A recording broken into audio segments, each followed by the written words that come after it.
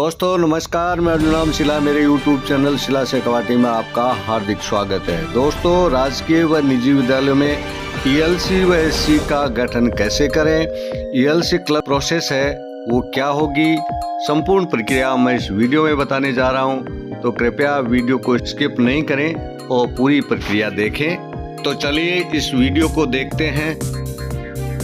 हम देखते हैं ऑनलाइन प्रोसेस। ELC की ऑनलाइन प्रोसेस के लिए सबसे पहले आप गूगल क्रोम ब्राउज़र में यहाँ पे और शाला दर्पण टाइप करेंगे और शाला दर्पण पे टाइप करने के बाद में जैसे ये शाला दर्पण का जो पेज खुलता है, यहाँ आप देख सकते हैं कि थोड़ा सा स्क्रॉल डाउन करेंगे तो स्क्रॉल डाउन करने के बाद में यहाँ देख रहे हैं ये अलग अलग तरह की जो टैब्स है वो नज़र आ रहे हैं। अलग अलग तरह के जो आइकन है, यहाँ पे एक ELC का जो आइकन होगा या एक टैब है, वहाँ पे हम क्लिक करेंगे तो यहाँ पे आप देख सकते हैं ये लिखा हुआ है स्कूल ELC।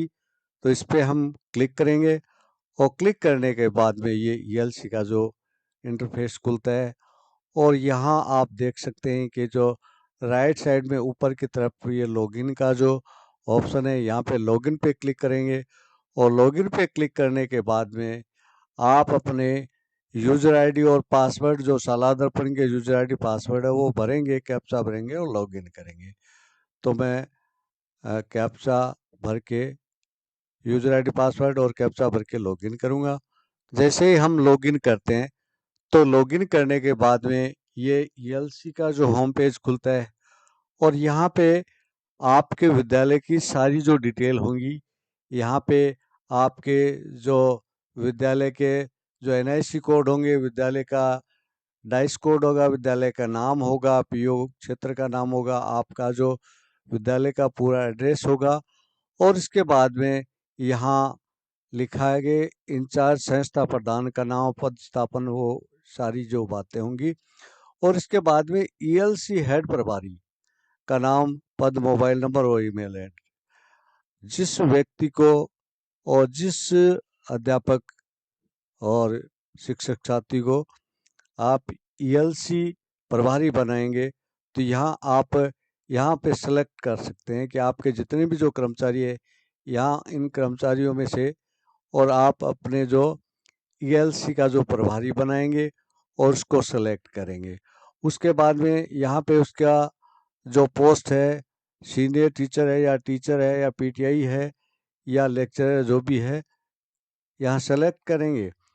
तो जैसे ही हम संबंधित एम्प्लॉई को सेलेक्ट करते हैं तो सेलेक्ट करने के बाद में यहाँ पे संबंधित एम्प्लॉय के जो मोबाइल नंबर आएंगे, ईमेल एड्रेस आएगा और यहाँ पे एक अपडेट का जो ऑप्शन होगा उस पर क्लिक करेंगे। तो अपडेट पे क्लिक किया और अपडेट पे क्लिक करने के बाद में आप यहाँ देख सकते हैं कि रिकॉर्ड जोड़ना सफल रहा, कि आपका जो रिकॉर्ड है वो सक्सेसफुली हो चुका है।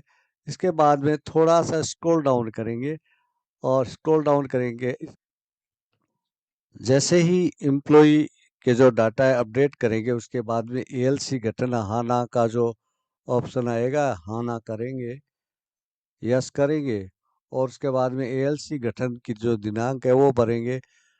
भरने के बाद में आपके सामने नीचे जो ये जो लाइन दी हुई है, यहाँ पे कुल चयनित सदस्य बालक, कुल चयनित सदस्य बालिका और एक्शन।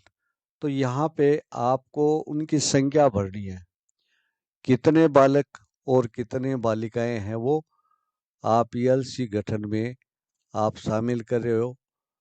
तो इसमें अधिकतम आपको 20 ही लेने हैं, 20 लड़की और लड़का दोनों को मिला के 20 संख्या लेनी है। तो इसके लिए आप अपने जो विद्यालय में एक रिकॉर्ड के तौर पे और एक फाइल बना लें और उसमें बच्चों के पहले से नाम लिख लें। एक जो फॉर्मेट है उस फॉर्मेट के द्वारा आप बच्चों के पहले नाम लिख लें। तो मैं आपको फॉर्मेट दिखाता हूँ। आप देख रहे हैं कि जो आपके सामने ये फॉर्मेट है, इस फॉर्मेट में 20 सदस्यों की संख्या लिखेंगे। यहाँ पे देखिए electoral literacy club executive committee LC, इसका जो ये फॉर्मेट है इसमें टोटल संख्या 20 होगी। यहाँ पे एक चेयरमैन होगा, एक वाइस चेयरमैन होगा और इसके बाद में 18 सदस्य होंगे। तो सभी बच्चों का ये जो ऑफलाइन रिकॉर्ड है वो आप अपने विद्यालय में संधारित कर लें और इसके आधार से ही आप आगे फॉर्म भरें। तो यहाँ आप देख सकते हैं इसमें सारी विद्यार्थियों की जो डिटेल है वो होंगी और इसके बाद में हम चलते हैं आगे। अब यहाँ पे आप देख रहे हैं कि यहाँ पे जो बालक और बालिकाओं की संख्या है वो लिखनी है, लेकिन टोटल 20 ही लिखनी है। आप यहाँ पे टोटल 20 यहाँ पे नहीं भरें अकेले, यहाँ चेयरमैन और वाइस चेयरमैन दोनों को शामिल करते हुए यहाँ पे 20 लिखने हैं। तो यहाँ पे 2 हो गए तो यहाँ पे आप 18 लिखेंगे तभी आपका सेव होगा। अगर आप इस आधार पे यहाँ पे लड़की और लड़का दोनों को 20 करके ऐड करेंगे तो यहाँ पे ऐड नहीं होगा, इसलिए यहाँ पे आप केवल 18 लिखेंगे। जैसे आपके 11 है, 7 18 है या 10 8 18 है, जो भी आपकी जो संख्या है उस हिसाब से भरेंगे और इसके बाद में नीचे जो चेयरमैन होगा और वाइस चेयरमैन ये भी इस 20 में शामिल है। तो यहाँ आप देख सकते हैं हमने हमारे विद्यालय का जो रिकॉर्ड है वो संधारित किया है। आपको बता दें कि ऑफलाइन हमने वो जो फॉर्मेट आपको दिखाया था वैसा तैयार कर लिया है और जो बालक बालिकाओं की संख्या यहाँ पे भरेंगे तो मैंने यहाँ पे 10 बालक और 8 बालिकाएं इनको ऐड कर दिया, 18 कर दिया। अब यहाँ पे एडिट का ऑप्शन आ गया तो इसमें एडिट भी कर सकते हो। इसके बाद में जो यहाँ पे एक चेयरमैन का नाम होगा और एक वाइस चेयरमैन का। चेयरमैन में सबसे पहले आप क्लास सेलेक्ट करेंगे, कौन सी क्लास के विद्यार्थी या लड़की या लड़के को आप चेयरमैन बना रहे हो तो क्लास सेलेक्ट करेंगे और क्लास सेलेक्ट करने के बाद में यहाँ पे जो क्लास ओपन होगी तो उसमें से जिस भी विद्यार्थी को लड़के या लड़की को लेना चाहें वो सेलेक्ट करेंगे। जैसे ही सेलेक्ट करेंगे तो उसके जो संबंधित विद्यार्थी के जो एसआर नंबर आ जाएंगे, पिता का नाम, पिता माता का नाम और मोबाइल नंबर आ जाएंगे और आगे ऑप्शन है वो एक्सेल में एडिट का ऑप्शन आ जाता है। वाइस चेयरमैन में वही प्रोसेस है, क्लास सेलेक्ट करेंगे और इसके बाद में और लड़की या लड़का जो भी है यहाँ से आप सेलेक्ट करके उस को सेलेक्ट करेंगे और इसके बाद जैसे ही हम इसको सेलेक्ट करेंगे उसकी पूरी डिटेल यहाँ पे आ जाती है, पिताजी का नाम और मोबाइल नंबर ये सारे आ जाते हैं। इसके बाद में यहाँ पे आता है क्या विद्यालय स्तर पर ईएलसी रजिस्टर फाइल का अद्यतन रूप से संधारित किए जा रहे हैं, तो बिल्कुल यस। तो यहाँ यस पे जैसे हम क्लिक करेंगे तो अगला पेज है वो इंटरफेस खुलेगा और रिकॉर्ड सफलतापूर्वक अपडेट किया गया ये ऑप्शन आ जाएगा। अब तो लेफ्ट साइड में यहाँ पे आप देख सकते हैं कि ईएलसी मंथली एक्टिविटी, तो इस पे जैसे ही हम क्लिक करेंगे, क्लिक करने के बाद में यहाँ पे जो ये इंटरफेस खुलेगा यहाँ पे आप सत्र सेलेक्ट करेंगे और इसके बाद में महीना जो भी महीना है वो सेलेक्ट करेंगे। तो जैसे मैंने ये दिसंबर सेलेक्ट किया और इसके बाद में यहाँ पे ये सारी जो चीज़ें हैं ये इनको आप सबमिट कर दें। ये जो लिखा हुआ है क्या उक्त माह में विभागीय आदेश से ओब्लिक शिवरानुसार नवाचार एलसी का जो गतिविधियाँ की गई, तो ये दोनों चीज़ें हैं, यस करेंगे, अपडेट करेंगे।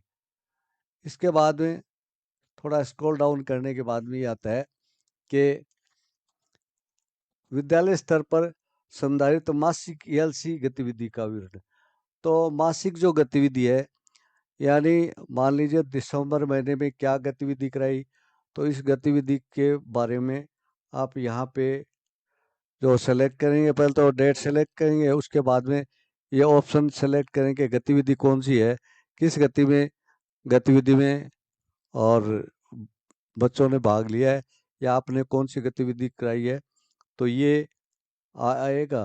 उसके बाद में क्लास सेलेक्ट करेंगे, यहाँ पे क्लिक करेंगे, टिक करेंगे कौन सी क्लास है, जैसे 9वीं 10वीं 11वीं 12वीं जो भी है सबको सेलेक्ट करने के बाद में, और इसके बाद में यहाँ पे सेव पर क्लिक करेंगे, और सेव पे क्लिक करते ही वो डिटेल है वो और शामिल हो जाएगी।